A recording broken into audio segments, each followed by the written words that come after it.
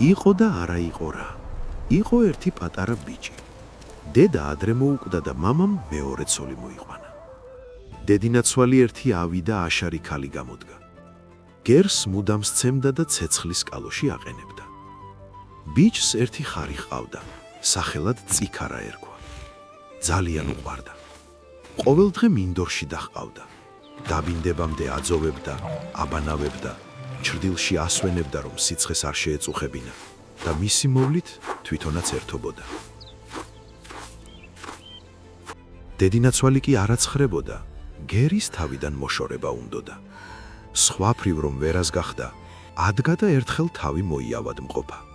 დაიწყო ტყუილი კვნესა და გმინვა. ქმარმა ჰკითხა, რა გიშველისო? წიქარას გულღვიძლის გარდა ვერაფერი მომარჩენსო, უთხრა ქალმა. იცოდა წიქარას დაკლა ბიჭს დარდით დაასნეულებდა და ბოლოს მოუღებდა.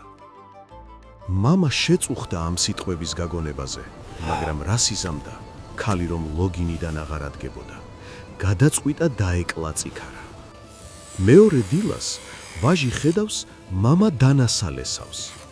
რად გინდა მამა ეგდანა, რისთვის ალესაო? ჰკითხა ვაჟმა. წიქარა უნდა დავკლაო, უთხრა მამამ. დაღონდა ბიჭი, მაგრამ რა უნდა ექნა? წავალ, წყალს მაინც დავალევინებო, უთხრა ბიჭმა. წაიყვანა წიქარა წყალზე, ასმევს წყალსა და ტირის. ტირის ისე, რომ მისი ცხრემლები წყალს ეწევიან. რა გატირებს, ჩემო მეგობარო? რაზე ითხრი თვალებს, შემოგევლოს შენი წიქარაო? ბიჭმა მიიხედ მოიხედა, ეგონა მომესმაო. შეშინებული და განცვიფრებული, დიდხანს გონს ვერ მოსულიყო. ბოლოს მიხვდა, რომ თავისი წიქარა ელაპარაკებოდა. დაკლას კი პირებენ, დაკლასო, მიუგო ვაჟმა. ვიცი, ჩემო მეგობარო, მაგრამ არც შენ მოგელი კარგი დღე. წადი, წამოიღე ერთი სალესავი, ერთი სავარცხელი და ერთი ბოთლი წყალი. შემაჯექი ზურგზე და გავიპაროთო. ვაჟმა მოიტანა ყველაფერი და მოვიდა. წიქარამ შეისვა ვაჟი ზურგზე და გაჰქუსლეს. მამა ელოდა და ბიჭი რომ აღარ მობრუნდა, წავიდა წყალზე. ბიჭი იქ არ დაუხვდა. აქეთეცა, იქითეცა, მაგრამ შვილისა და წიქარას ასავალ-დასავალი ვერ შეიტყო.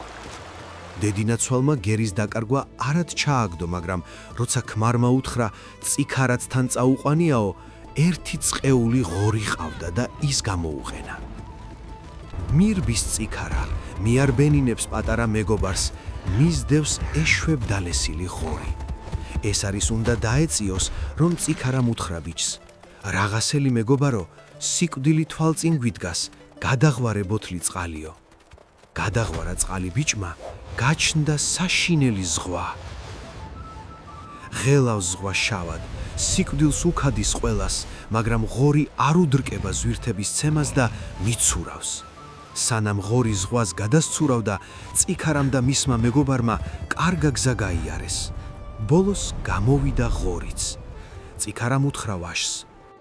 უგან გაიხედი, აბა, მოდის თუ არაო. მიაბრუნა ბიჭმა თავი. შორს ბუზისოდენად რაღაც მორბის ან მოფრინავსო, უთხრა წიქარას. ეგ ღორიაო, მიუგო წიქარამ. მირბის წიქარა მიაქროლებს ბიჭს, მორბის ღორი, ცოტა კიდევ და დაეწევა წიქარას. გადააგდე სავარცხელიო, შესძახა ბიჭს წიქარამ. გადააგდო ბიჭმა სავარცხელი, უცებ ისეთი წვრილი და ხშირი ტყე აიყარა, შეკ თაგვი კუდს ვერ მოიბრუნებდა. სჭრა ეშვებით ღორმა ტყე, სჭრა და გავიდა. მირბის წიქარა მიაქროლებს ბიჭს. კარგა გზა გაიარეს. მოიხედა ბიჭმა, შორს ბუზივით ისევ რაღაცა მოჩანდა. ბუზის ტოლა რაღაცა ჩანსო, უთხრა წიქარას. ღორი მოგდევსო, მიუგო წიქარამ. ცოტა კიდევ და ღორი წიქარას დაეწევა, მაგრამ გადააგდებს ვაჟის სალესავს და აიმართება თვალუწვდენელი კლდე წიქარასა და ღორს შუა. სჭრის ღორი, სჭრის რაც ძალი და ღონი აქვს კლდეში საფეხურებს და ადის ზემოთ. შუა ადგილზე რომ მივიდა ღორი, დაუსხლდა ფეხი და უფსკრულში ჩავარდა. ბიჭსა და წიქარას ხსნის იმედი მოეცათ. იარეს და გავიდნენ სამშვიდობოს. წიქარამ გაიყვანა ბიჭი ერთ ტრიალ მინდორზე. იქ ერთი ალვის ხე იდგა. მისი კენწე როცა სასვდებოდა. შესვაზედ მისცა ორი სალამური, ერთი საჭირო არამო, ერთი სალხინო და უთხრა: მე წავალ მარტოკავიული მინდვრად, ბალახს მოვძოვ და ვირჩენ თავს. შენ აქ იჯექი, თუ რამე გაგიჭირდეს, საჭირო არამო სალამური დაუკარი და მაშინვე აქ დავიბადები. თუ გილხინდეს, სალხინო სალამური დაუკარი, საჭმელსაც ის მოგიტანს და სასმელსაცაო. გამოეთხოვა და წავიდა წიქარა. ბიჭი იჯდა ალვის ხეზე და უკრავდა სალხინო სალამურს. გაიგონა ერთმა მეცხვარემ სალამურის ხმა. ძალიან მოეწონა და მიჰყვა ხმას. მივიდა ალვის ხესთან და ხედავს, ბიჭი სალამურს უკრავს. პეპლები კი გარს შემოხვევიან, სალამურის ხმაზე თამაშობენ და ირევიან ერთმანეთში. მეცხვარეს შურით აევსო თვალები და გადაწყვიტა ხელთეგდო სალამური. ჩამოდი ერთი ძირს, მაჩვენე ეგ სალამური, რისგან არის გაკეთებულიო, დაუძახა ვაჟს. მაგრამ ვაჟი არ ჩამოვიდა, წიქარას ჰქონდა ნათქვამი ალვის ხიდან არ ჩამოხვიდეო. ადგა შურიანი მეცხვარე, წავიდა ხელმწიფესთან და მოახსენა. ამა და ამ ადგილას ერთი ბიჭი ზის ალვის ხეზე და ისე უკრავს სალამურს, რომ იმისი დაკვრით მთელი ქვეყანა ხარობსო. ხელმწიფემ მაშინვე დაიბარა თავისი ნაზირვეზირები და უთხრა: ან თქვენ უნდა მომგვაროთ ის ბიჭი, ან კაცი იშოვოთ იმისი მომყვანიო. ნაზირვეზირებმა ერთი მოხუცი ქალი მიიყვანეს. მე მოგიყვანთ იმ ბიჭსაო, უთხრა ხელმწიფეს დედაბერმა. ადგა დედაბერი, წაიყვანა ერთი თხა, წაიღო სადგისი და მივიდა ალვის ხესთან. ბიჭი ზის თავისთვის ალვის ხეზე და უკრავს სალამურს. დედაბერი ალვის ხის ძირში დადგა, ამოიღო სადგისი და ჩხვლეტა დაუწყო თხას. ჩხავის საწყალი თხა. ვაჟმა რომ დაინახა მოხუცი თხას აჩხავლებ და დაუძახა: რა საშვები დედილო, რა დაჩხავლებ მაგ თხასაო? დაკლა მინდა შვილო და ვერ დამიყლავს. იმდენი სიკეთე მიყავი, ჩამოდი და დამიკალიო. ბიჭი რას მოიფიქრებდა, რომ მოხუცს ღალატი ედო გულში. ჩავიდა ძირს. დედაბერმა რაღაც ჯადოთი გააბრუა და დააძინა. ასწიეს და წაიყვანეს მძინარე ბიჭი ხელმწიფის კაცებმა და ჩასვეს 9 კლიტულში. ბიჭს გამოეღვიძა, ხედავს დატყვევებულია. დაღონდა, დაიწყო ტირილი, ინატრა თავისი სალამურები, მაგრამ მისი სალამურები ალვის ხეზე ეყარნენ ოხრად დარჩენილები. ბიჭი ფანჯარასთან დაჯდა და ცას მიაცქერდა. ამ დროს 9 კლიტულს ყვავა ჩამოუფრინა.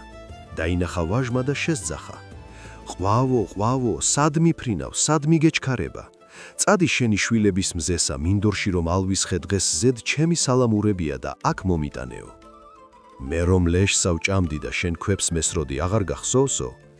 უფასუხა ყვავმა და გაუდგა გზას. გააყოლა თვალი ბიჭმა და ჩამოყარა ცრემლები. გადმოიფრინა ბეღურა. ჩიტო, ჩიტო, შენი ბარტყების გაზრდასა, მინდორში ალვის ხეზე სალამურები დამრჩა და მომიტანეო. შენ რომ მახეს გვიგებდი და ბუდეს გვიშლიდი? ვერა, მე ვერ მოგიტან, სხვასას თხოვეო, უთხრა ბეღურამ და გასცილდა. გააყოლა იმასაც თვალი ბიჭმა და ჩამოსცვივდა ცრემლები. ბოლოს მერცხალი დაინახა ბიჭმა და შესტირა. საით მიფრინავ, მერცხალო, საითკენ მიეშურები? მინდორთ რომ ალვის ხე ხარობს, ცივნი წყარონიც დიანო, პეპლები ციქას ხდებიან, ტურფად ჭრელ მხრებსა შლიანო.